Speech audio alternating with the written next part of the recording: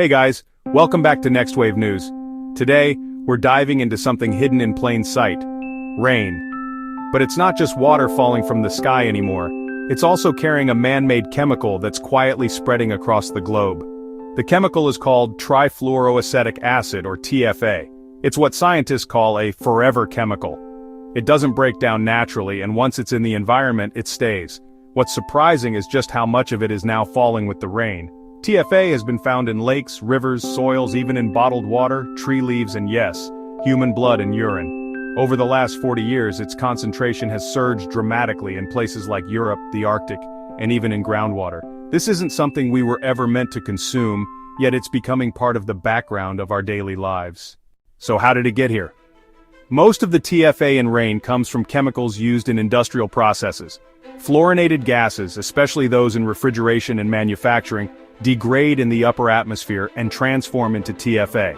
From there, it's swept down to Earth by rain, contaminating water systems far and wide. Some experts argue that TFA has always existed in the environment, and that the levels we see today aren't cause for concern.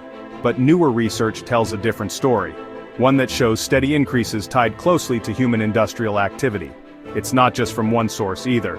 Chemical plants, pharmaceuticals, pesticides, and refrigerants all contribute. Now here's the big question: is it dangerous? Older toxicology studies on animals suggested TFA is only harmful at very high doses, thousands of times above what we'd normally be exposed to. It was even compared to table salt in terms of risk. But recent studies, including some unpublished work, hint at deeper concerns. In animal tests, TFA has shown possible effects on fetal development and reproductive health. That said, humans seem to excrete TFA relatively quickly through urine, and it doesn't build up in the body like other PFAS chemicals. Still, scientists are finding it everywhere, on our skin, in our sweat, and in the food we eat. The long-term health effects of this kind of low-dose, widespread exposure just aren't fully understood yet.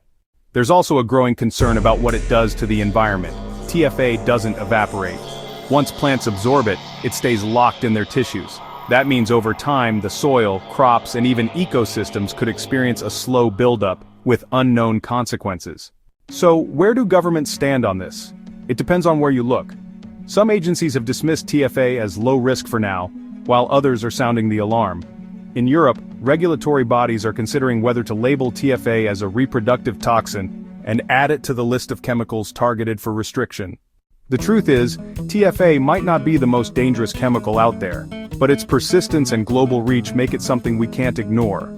It's an invisible signal that the industrial age is literally raining down on us. And while it may not be causing immediate harm, the story of TFA is just one example of how human activity is reshaping the planet in subtle, far-reaching ways. If this made you take a closer look at what's really in our rainwater, don't forget to like this video, subscribe to NextWave News, and hit that notification bell so you don't miss the next story shaping the future. Thanks for watching, and stay informed.